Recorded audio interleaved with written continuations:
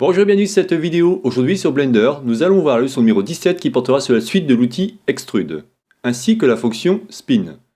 On va donc s'amuser à créer un verre comme la dernière fois, mais cette fois-ci avec un autre style. On utilisera l'outil Extrude à la différence que cette fois-ci, nous verrons la fonction Spin en plus de créer le verre en question. On fera en sorte de récupérer un verre à pied afin de dessiner celui-ci. Pour cela, il vous suffira de taper comme mot-clé sur Google Blueprint espace glace, ce qui vous permettra de récupérer le gabarit en question afin de pouvoir dessiner celui-ci. Donc sans plus attendre, regardons cela sur Blender. Donc nous voici sur Blender où on va faire en sorte de dessiner notre verre. Avant toute chose, il faut aller récupérer l'image. Pour cela, vous allez sur un moteur de recherche Google par exemple et vous tapez Blueprint espace glace. Automatiquement, vous tomberez sur différentes images et moi j'ai choisi celui-ci qui me paraît sympa, c'est un verre à vin tout simplement. Le lien que vous voyez là-haut, je ferai en sorte de vous le glisser dans le lien YouTube. Revenons sur Blender. Pour récupérer cette image, vous cliquez ici sur Background Image et on fait Add Image. Ensuite, on fait Open et on va récupérer l'image qui nous intéresse, en l'occurrence wineglass.jpg. Je fais Open Image. Pour l'instant, vous ne voyez rien, normal. Il suffit d'appuyer sur 5 afin d'être en mode orthogonal et ensuite on va choisir par exemple la vue de 1 qui sera la vue de front. Là, vous voyez, maintenant on a notre verre. Attention, chose très importante, ici le cercle, ce qu'on appelle le point de pivot, vous devez être automatiquement au centre, sinon vous aurez un gros problème lorsqu'on fera la révolution, c'est-à-dire on aura créé le profil et ensuite il faudra faire avec l'outil ou la fonction spin, créer notre verre. Vous verrez, ça ne marchera pas sinon. Donc là maintenant ce qu'on va faire, c'est qu'on va définir la hauteur. Donc là ce qu'on veut faire, c'est monter l'image là au niveau, vous voyez, de l'axe Z, il est bien. Par contre l'axe X, je vais faire en sorte de monter mon image. Donc là je vais agrandir un peu ça. Et c'est au niveau d'Y. On va le mettre en sorte... Alors on va zoomer un peu.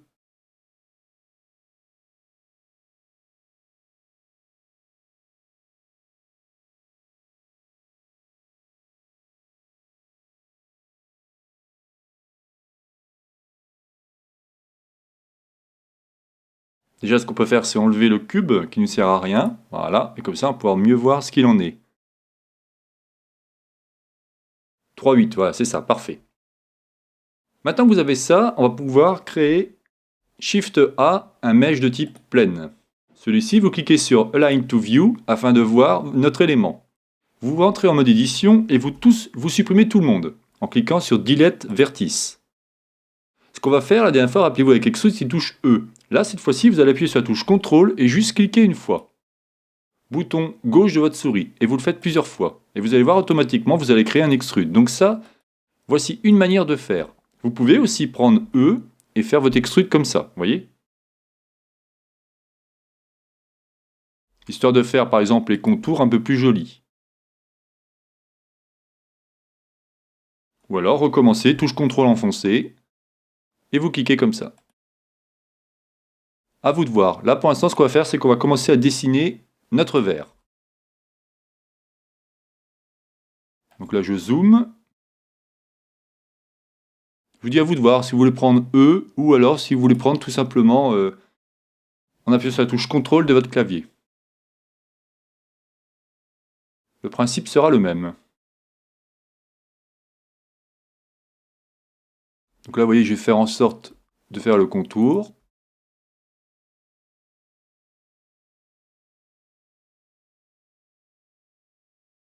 Donc à chaque fois, bien évidemment, j'appuie sur la touche E afin d'extruder mon élément. En l'occurrence, j'extrude un vertice, tout simplement. Rien de plus, rien de moins. Vous voyez, j'essaye de suivre bien le contour au niveau de mon verre afin d'avoir quelque chose de... avoir une belle forme, tout simplement. Sinon, on aura quelque chose qui sera un peu brut de pomme, comme on dit.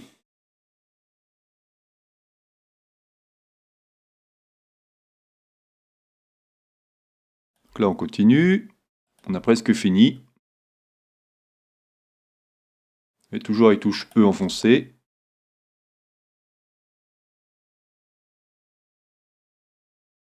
Voilà. Et on va s'arrêter ici. Alors ce qu'on pourrait faire, c'est créer une épaisseur à ce verre, mais il existe une autre technique pour le faire. Là, pour l'instant, j'explique juste comment faire.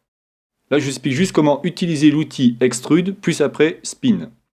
Donc là, on a tout récupéré. Attention, je vous dis bien, il faut ici que votre point de pivot soit bien à cet endroit-là, sinon ça ne marchera pas. Vous sélectionnez tout le monde. Donc A, enfoncé. Ensuite, on va se mettre en mode vue de dessus. Donc bien évidemment, ici, vous avez toujours l'image qui apparaît parce que on a fait en sorte au niveau de l'ajout de l'image, vous voyez, on est All View. Si par contre je m'étais mis juste en fonte, vous voyez, on ne la voit plus apparaître. Très bien. Vous cliquez maintenant sur Tools et on va cliquer sur Spin. Et vous allez voir, automatiquement, votre verre va déjà commencer à se créer. Ici, ce qu'on veut, c'est 360 degrés. Donc vous tapez 360 degrés. Regardez déjà, si je bascule, voilà, notre verre est presque terminé. Ici, vous allez pouvoir modifier le nombre de pas. C'est-à-dire que vous voyez, on va pouvoir en sorte affiner, on va dire, le verre. Donc là, vous l'aurez compris, ça va permettre de tout simplement modifier l'angle. Imaginez ici, vous voulez mettre 90, vous mettez 90 et vous aurez quelque chose comme ça. Ça dépend ce que vous voulez faire, hein. Je vous explique les techniques, après à vous de voir ce que vous voulez vous amuser. Moi, je veux créer un verre, donc je mets 360 degrés. Voilà. Et ici, c'est tout simplement des décalages, vous voyez.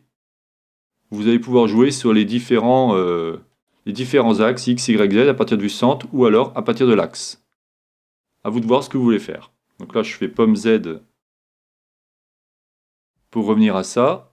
Voilà. Je reclique sur l'outil Spin. Et ici, je vais mettre 0 pour avoir quelque chose de correct. Sinon, ça va ressembler à rien. Voilà, mon verre est terminé. Parfait. Maintenant, ce qu'on va faire, c'est qu'on va touche A enfoncée afin de tout sélectionner. On va avoir un élément aussi intéressant, c'est Remove Doubles. En fin de compte, ça va permettre d'enlever les vertices en double.